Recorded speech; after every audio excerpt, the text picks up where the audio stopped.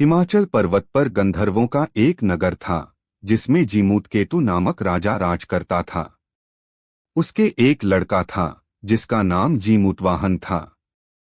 बाप बेटे दोनों भले थे, धर्म कर्म में लगे रहते थे।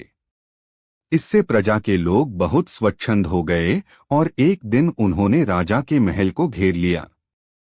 राजकुमार ने यह देखा तो पिता से कहा कि आप चिंता न करें, मैं सबको मार भगाऊंगा। राजा बोला, नहीं, ऐसा मत करो। युधिष्ठिर भी महाभारत करके पछताए थे। इसके बाद राजा अपने गोत्र के लोगों को राज्य सौंप राजकुमार के साथ मलयाचल पर जाकर मढ़ी बनाकर रहने लगा। वहां जीमूतवाहन की एक ऋषि के बेटे से दोस्ती हो गई। एक दिन दोनों पर्वत पर भवानी के मंदिर में गए तो दैवयोग से उन्हें मलयकेतु राजा की पुत्री मिली। दोनों एक दूसरे पर मोहित हो गए। जब कन्या के पिता को मालूम हुआ तो उसने अपनी बेटी उसे ब्याह दी। एक रोज की बात है कि जीमूतवाहन को पहाड़ पर एक सफेद ढेर दिखाई दिया। पूछा तो मालूम हुआ कि पाताल से बहुत से नाग आते हैं, जिन्हें गरुड़ खा लेता है।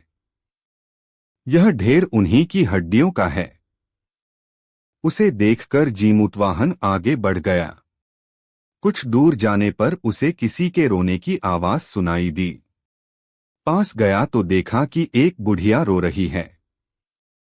कारण पूछा तो उसने बताया कि आज उसके बेटे शंखचूड़ नाग की बारी है, उसे गरुड़ आकर खा जाएगा।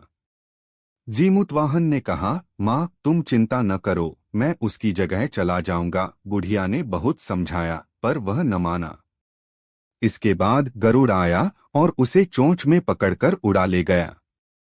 संयोग से राजकुमार का बाजूबंद गिर पड़ा, जिस पर राजा का नाम खुदा था। उस पर खून लगा था। राजकुमारी ने उसे देखा, वह मूर्छित हो गई।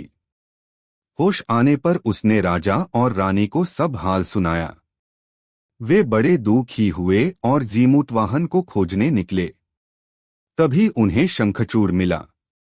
उसने गरुड़ को पुकार कर कहा, हे गरुड़, तू इसे छोड़ दे, बारी तो मेरी थी। गरुड़ ने राजकुमार से पूछा, तू अपनी जान क्यों दे रहा है?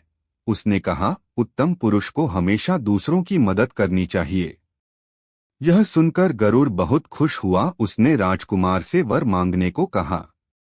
जीमूतवाहन ने अनुरोध किया कि सब सांपों को जिला दो। गरुड़ ने ऐसा ही किया।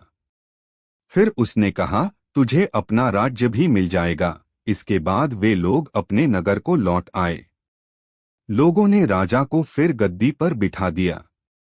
इतना कहकर बेताल बोला, हे राजन, यह बताओ, इसमें सबसे बड़ा काम किसने किया? राजा ने कहा, शंखचूड़ ने। बेताल ने पूछा, कैसे? राजा बोला, जीमूतवाहन जाति का क्षत्रिय था, प्राण देने का उसे अभ्यास था। लेकिन बड़ा काम तो शंखचूड़ ने किया, जो अभ्यास न होते हुए भी जीमूतवाहन को बचाने के लिए अपनी जान देने को तैयार हो गया। इतना सुनकर बेताल फिर पेड़ पर जा लटका। राजा उसे लाया तो उसने फिर एक कहानी सुनाई।